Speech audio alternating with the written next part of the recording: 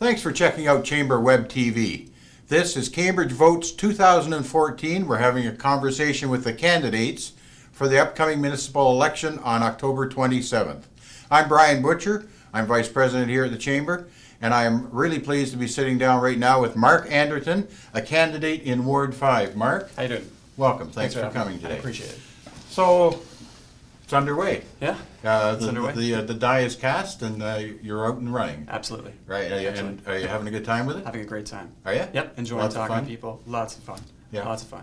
Yeah. Meeting new faces and Lots of new faces, a lot of old ones too, and familiar ones, so Good, yeah, good. it's been good. getting some more information that you weren't aware of, or Absolutely. a little bit of complaining and a little bit of... From time to time, Yeah, complaining, yeah. But it's all about moving forward, so. That's it's great. nice. Yeah. That's great. Yeah. So, why are you running, Mark? Well, I think there's a big a leadership gap in the city, and I think that there needs to be some fresh vision and some fresh ideas going forward, specifically when it comes to, things like finances and recreation and, how we move forward for the next 5, 10, 20 years in this city. And I think I can help in that regard. A long-range view, eh? Yeah, absolutely. Well, with that long-range view, what do you see as the single biggest issue facing Cambridge, perhaps all municipalities in Ontario? Sure. I think that's a double-headed question. I think that the biggest issue is both finances and infrastructure. And I think they go hand in hand, and they're complementary. In 2010, our city infrastructure gap was $150 million. In 2013, it was $166 million. That's a substantial gap for what we need and what we can afford. And that needs to be addressed. I think that debt, taxation, and spending initiatives need to be in line with future vision, and they need to be in line with growth. And if they don't meet that, then they need to be reassessed.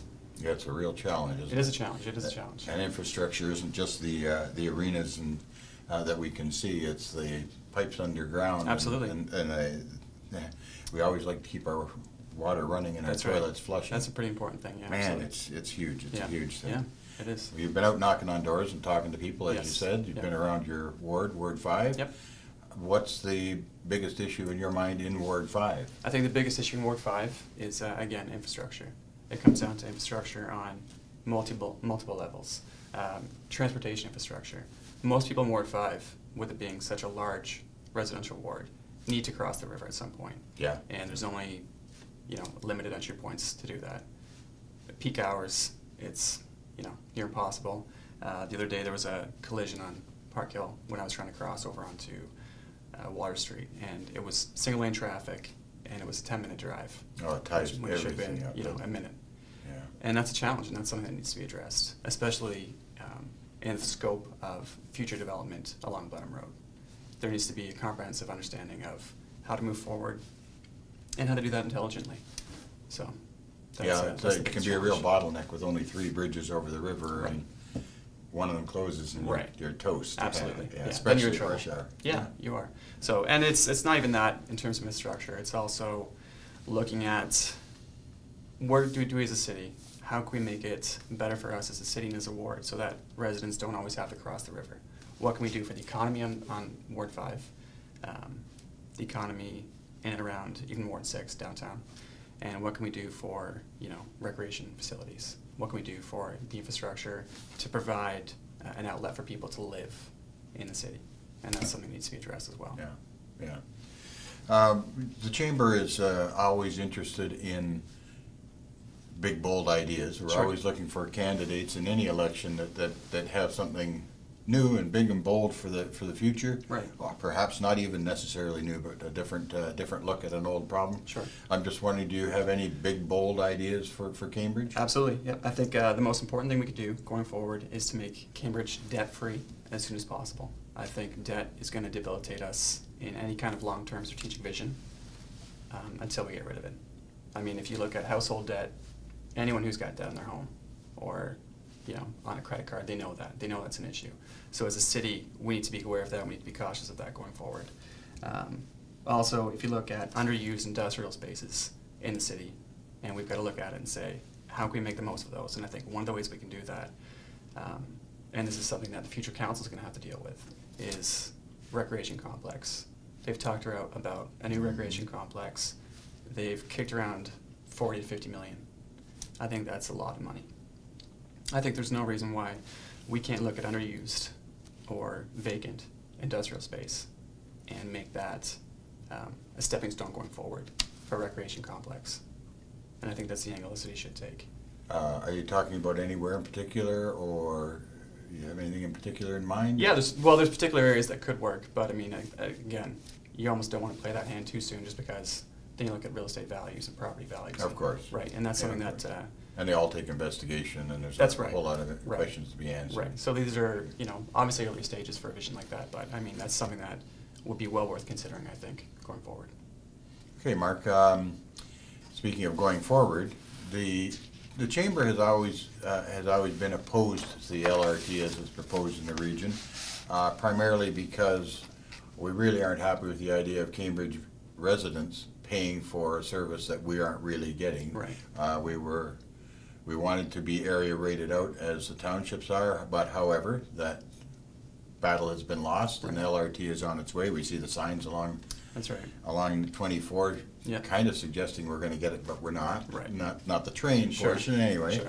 However, with now with that being the case, we're thinking that perhaps there's some out of the box thinking we can do. There's some different ways we can approach it to perhaps bring the rail portion of LRT to Cambridge, or to enhance our transit through LRT sooner than decades down the road. Mhm. I'm just wondering what your thoughts are on LRT and the possibilities of bringing it quicker. Sure. I think that's a complex question, and there's a lot of different angles to look at it. I think the most important one we've got to look at is, does this make sense for Cambridge moving forward in any aspect? I mean, we've got three very separate, in terms of distance and in terms of identity, cores.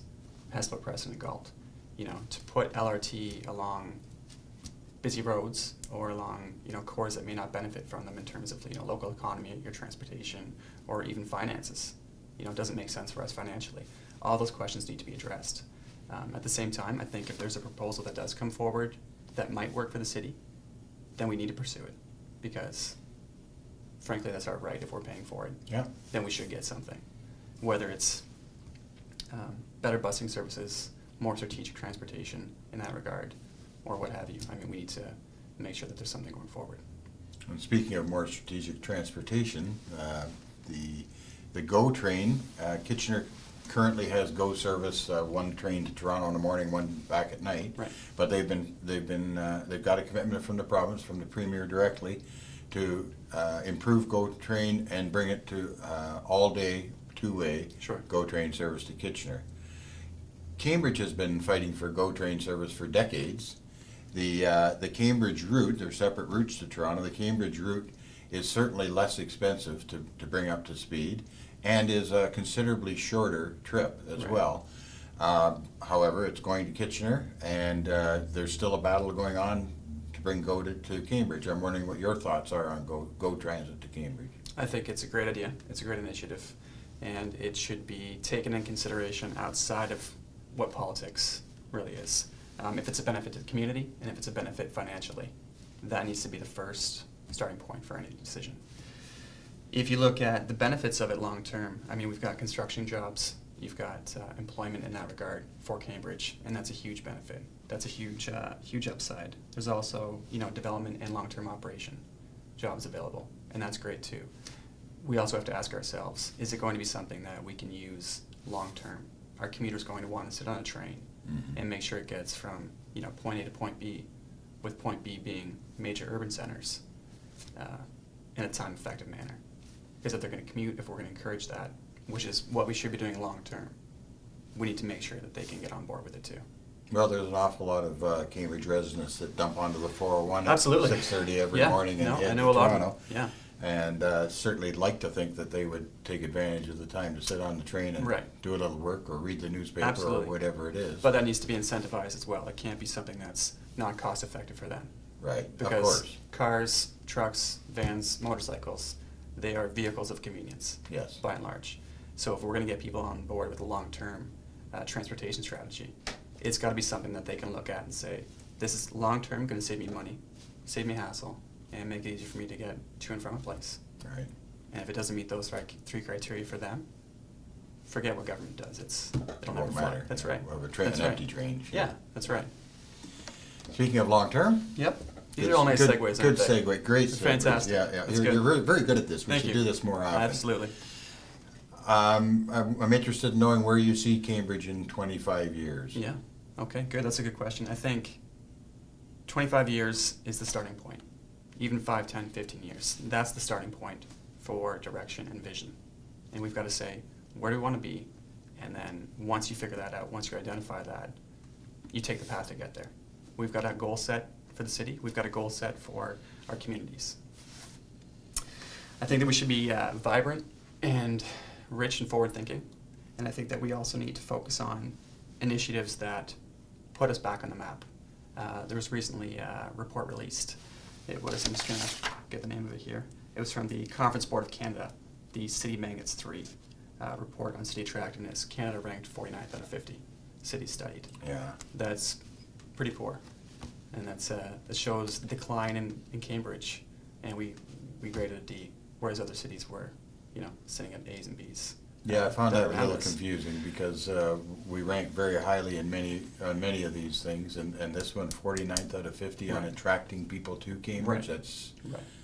stunning to me. But I mean, that needs to be addressed moving forward in that vision. And I think if we look at things like having Cambridge pursue strong sustainability, going aiming high, looking at being a carbon neutral city, being a national leader in something like that, that would be phenomenal. It would save us money. It would save us greenhouse gases, save us emissions, all of those things that are very good. And that could also help bring green technology companies to the city long term. Mm-hmm. And that's real jobs, that's innovative jobs, and that's something that we should pursue on a regular basis. I also think that we need to be fiscally sound, and that in 25 years we need to be debt free, and we need to be in a position where, because we're debt free, we can offer more competitive tax rates, whether it's for residences, industrial properties, or commercial properties. And I think that's the real strength of an economy. Yeah, looking forward. Yeah, absolutely. So. We're almost done here, Mark, but I just want to talk a bit about online and telephone voting. Sure. Cambridge, for the first time, and we'll still be the only municipality in the region, will offer online and telephone voting. Yes. A pretty significant change, and I think a great option to give to the voters. It has been tried before in several communities in Ontario and with great success. Mm-hmm. And I think the system is there. It's 2014. Right. I think it's time to look forward. And I'm just wondering what you think about online and telephone voting and what that's going to do for voter turnout. Right. I think it's going to help voter turnout long term, and I think it's also a great means to provide accessibility for a lot of people. It's a convenient thing, and it's a quick thing.